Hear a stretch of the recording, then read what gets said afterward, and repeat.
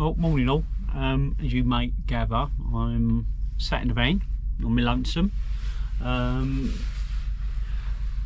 you remember just after, I think it was just after Christmas when I've done a video, or it might have been just before Christmas, about the heater I was going to put into the van?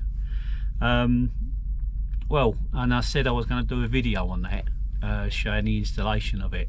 I had to think about that because there's so many videos on YouTube showing the installation, and the fact this wasn't going to be like a one-day job where I could just set all the cameras up and film as I went. To be honest, it took me a lot longer than I thought it would. I took my time. I didn't want to rush it. I just spent a few days. The weather wasn't that great, and a few times I had to get under the van and what have you, and it's too cold, too wet. I couldn't be bothered with that. So I've installed it. It's all done. It's all up and running. So this is just a little video to show you what I've done. I'll try and show you how it runs, like with the fuel, and obviously get it up and running so you can see it. Obviously you can't feel how much heat comes out of it, but there is quite a bit of heat does come out of it. Anyway, let me show you what I've done. Right, so this is the bed I put in. I've got the foam tops for it and I've got a foam back. I'm just waiting for the covers to be done. Sue's doing that for us at the moment. They're all measured up, ready to be sewn and put on. So under here is, lift it up and just pull this forward, it's the fuel tank. Let me just drop that in there. So that's a 10 litre fuel tank. As you see, I have got some diesel in there.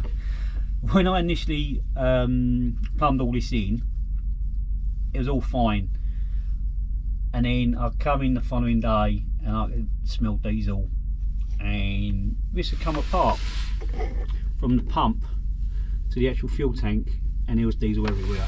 Hence I got that line up against the bed there, and the fan does smell a little bit of diesel. I'm going to have to seal that in to get rid of the smell. A bit of PVA over it, hopefully it's sealing the smell. But anyway, so that's the fuel tank mounted. You then have a filter which then runs up to the fuel pump. Now these fuel pumps, you will hear it when it fires up. You get a click click click click click. After a while you sort of forget about it. Some people hang them freely and it tends to stop that clicking. Some seal them in the box, some fit them under the van.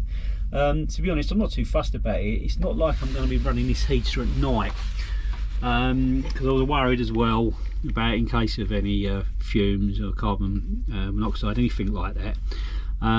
So it'll only be run sort of when we're up and about, just need to warm up. During the night it will be switched off. But talking about that, what I did install and what Sue suggested, which was, it was a good idea, just stick up the old carbon monoxide alarm, and that just sits next to the control. I'll go through the control a bit more in a little while. Anyway, so yep, fuel tank, fuel filter, pump.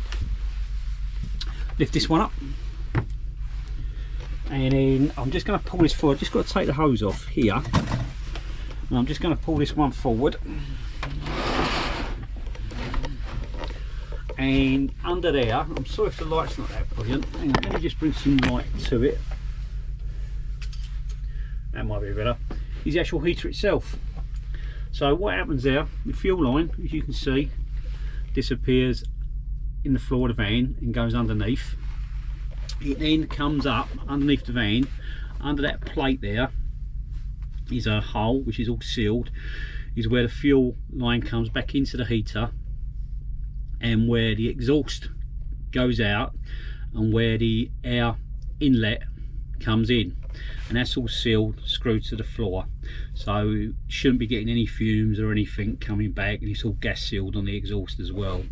So as you can see, the pipe, that's the outlet pipe for the heater, that runs here. Now the problem I do have, obviously where this bed moves in and out, the pipe's not that flexible enough to keep pulling backwards and forwards. It's, you know, it's quite stiff. So what I decided to do, fit the heater vent here, as you can see it, and then this pipe here, when the bed's pulled forward, just disconnects, just slips off. When the bed's pushed back, it will just go back on to where it come off. Once I get that back properly, I will just hook this back on, and that's all we need. It's not like it's going to be used with the van moving or anything like that, so it's not going to fall off, because ideally these heaters you don't use when the vehicle's moving. Right, let me just slide that back, and then obviously I've got another little, again, let's put some light down there. I've got another little air inlet down the bottom there for the heater, and then the wiring goes behind the panelling I've done there and finishes off in my fuse box over there. It's all controlled by this controller. So when I said to you good morning, as you can see there, it's 8:41, and that stays alive all the time. To switch it on, I can use the on off button there, or you get this nice easy little remote control, so you can switch it on from wherever you want. Now what I'll do, I will fire this up. If you look closely, there you go, see it kicking into life. This indicates the fan's turning. That's indicate the air inlet, which is the green one, is working. The red one is the exhaust is working. Shortly we'll get another little thing come up here, which is the fuel pump, and you will start hearing that click click click of the fuel pump. It takes a few moments to fire up, but one thing I have found, it heats up really quickly. When I first fired it up, obviously the exhaust outside, you get a build up of fuel where it sort of primes itself, and the van disappeared in a pool of white smoke, but that burnt off and now it runs quite clean. So as I say, it does take a few minutes to come up to speed, and eventually you will start to hear the pump kick in. What a couple of upgrades were recommended to me, and I have got to do this green fuel hose. Let me get the light over. It's okay what comes with it, but everyone recommends swap over to the nylon.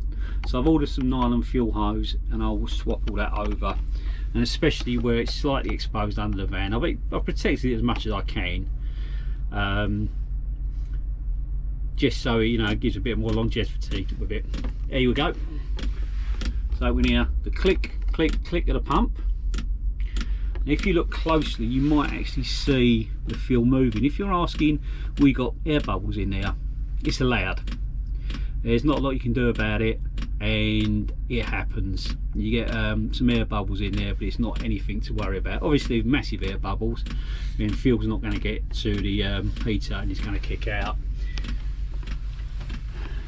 As you see up there, we've now got here, which is telling me that's the pump running as well.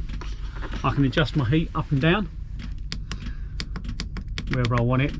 I also set limits. I haven't delved into this deeply, to be honest. The instructions that come with it is obviously translated from Chinese into English, obviously by someone with very limited English. They are a little bit hard to follow, but there's plenty of YouTube clips out there to show how this works, what to do, and also to get into the advanced features on it. So you set up a timer and the rest of it. But anyway, pump's getting faster.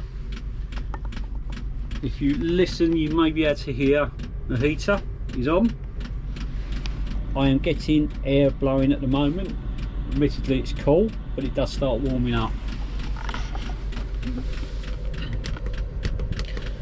Top 35, and that gets nice and warm quite quickly. Here we go, I'm starting to get a little bit of heat out of it now. And say, pump gets faster, and this is starting to warm up. I don't know why I'm holding the camera at it. Obviously you're not going to be able to feel it from there, but you should be able to hear okay. I've had this running, I suppose, for the longest, about 15-20 minutes, and it gets really nice and toasty in here, especially with some of the cold weather we've had. I've been working on it when it's been, yes, well, about -3, -4, but sat in here with this running, it's been quite nice. But as I say, I was going to do a full install video, but to be honest, I say I've spread this out over, I don't know, well over a week. Just took my time with it, Didn't want to rush it, wanted to get it done properly, and now it's finally done.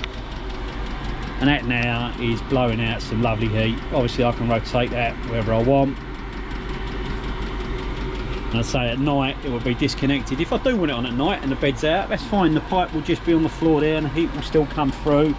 I can open, like these open at the front, so I can let heat out through there. And if need be, I do have a T-piece, so I can tee off the existing pipe. And even if I have to, is bring another outlet out there. But as you see at the moment, we've got full bars. It's showing it's working its way, getting nice and warm. Pump clicking away. And as I say, once we've got the foam on top of it and what have you, it won't be as bad. That is now, I'd say, coming up to full heat. That is getting hot with me putting my hand in front of it. That's lovely. It doesn't take long to fill up the space of the van. But anyway, that's it. Any questions? Yeah, just put them on there. Try and answer. But yeah, well worth the £89 I paid for it, plus a few little extras on top of that, which I've ordered. Just a couple little upgrades. But there you go. That is a Chinese diesel heater. They are a copy of the Webasto, and there's another brand out there. For those who work in the ambulance service, on the ambulances, you may recognise the Webasto, because I think that's what the majority of the ambulances have fitted. But anyway, that's it. Shut it down, you'll hear it shuts down quite quickly. That's it, the pump stops straight away, and the heater will go through a process of just shutting itself down, so it shuts down safely. That's it. I hope you enjoyed it.